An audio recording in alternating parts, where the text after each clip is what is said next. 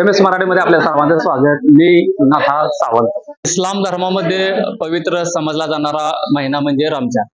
आणि हा रमजान महिना या कडक उन्हाळ्यामध्ये जवळपास टेंभुर्णीमध्ये 38 ते 42 टेम्परेचर असताना सर्वसामान्य माणसाला तहान लागते आणि जेवण लागते. आणि सर्वात मोठ्या जर महत्वाचं म्हटलं तर मोठ्या माणसं सुद्धा यामध्ये दम काढू शकत नाहीत. परंतु या पवित्र समजल्या जाणाऱ्या रमजान मध्ये आपण या साईडला एक मुलगा बघितला आणि या साईडला जर बघितला तर हे दोन मुलं त्यांनी या कडक उन्हाळ्यामध्ये जे रमजानचे रोजे आहेत ते रोजे पकडलेले आहेत. ते लहान मुलं आपल्या सोबत आहेत. खरं तर ह्या लहान मुलांनी अगदी पहाटेपासून ते सायंकाळपर्यंत अगदी थुंकी सुद्धा गिळायचे नसते. पाणी तर लांबच पण जेवण पण नाहीये. असल्या परिस्थितीमध्ये त्यांनी रोजे पकडलेले आहेत. आपण खरं तर या छोट्या मुलांचं कौतुकच केलं पाहिजे, कारण एवढ्या कमी वयामध्ये यांनी रोजे पकडले. बाळा, तुझं नाव काय? असदा लिंबागो.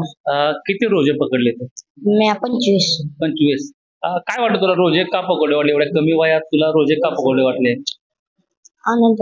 आनंद होतोय. किती म्हणजे तुला पहिल्यांदाच पकडले की ह्याच्या आधी कधी पकडले? नाही, पहिल्यांदा पकडले. पहाटे किती वाजता उठतो तू? 4 वाजता. 4 वाजता. म्हणजे जेवण कधी करतो?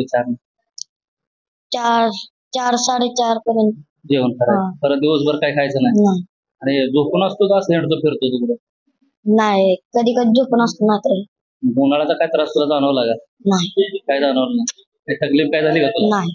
आपको कैसा लग रहा है कि रोजा पकड़ के इतर बच्चों जो है छोटे बच्चे उनको क्या सलाह देंगे आप? रोजा पकड़ना, नमाज करना नमाज पढ़ना और और कुरान पढ़ना। कुरान पढ़ने को आता है? उर्दू पढ़ने को आता है? हाँ, थोड़ा थोड़ा आता है. ठीक देता है. हाँ.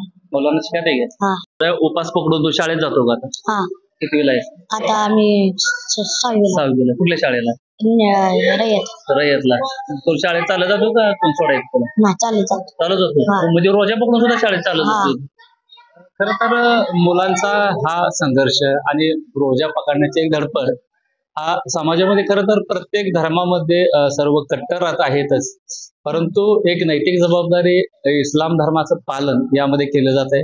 आणि खऱ्या अर्थानं जे बच्चे आहेत, जे लहान मुलं आहेत, ते आपल्या आई वडिलांचं आपल्या धर्माचा प्रसार हे कसं खरं तर करत आहेत. खरं तर रोजा पकडल्याने त्यांचं आयुष्य वाढत असेल किंवा वाईचं करत, परंतु एक आदर्श समाजापुढे हे लहान मुलं देत आहेत. कितवीला आहे तू? 4थी. तुझे किती रोजा झाले? आतापर्यंत 23 रोजे झाले. 23. कधी उठतो पहाटे? पहाटे 4 वाजता. 4 वाजता. शाळेला कुठे गेला? आश्रम. कितवीला आहे? 4थीला आहे. मग शाळेला जाताना चालत जातो का कोण सोडायला येतो तुला? चालत जातो. मग तुला पहाटे कोण उठवतो तुला? मम्मी उठते, बापा उठवते. मग किती वाजता जेवण करतो? मी पहाटे उठलो तर उठल्यावर मग खाल्ला का 5 वाजता 5:15 रोजा चालू होतो. मग 6:45 येतो, खतम होतो. नमाजला पण येतो? हा, येतो. पाठाच्या नमाजला. त्यानंतर परत शाळेत पण जातो. दुसऱ्या पोरांना काय सांगशील तू? रोजे पकडले इतर पोरं आहेत, लहान मुलं आहेत, त्यांना काय सांगशील? त्याला पण सांगेन, धरा, असं करा. इस्लाम धर्म वाढला पाहिजे, है ना? ठीक आहे.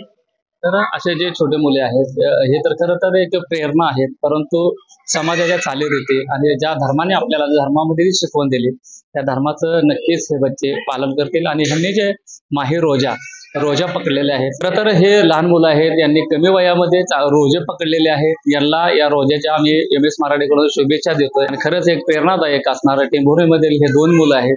यांनी मात्र 25 रोजे जे आहेत या लहान मुलांनी पकडलेले आहेत.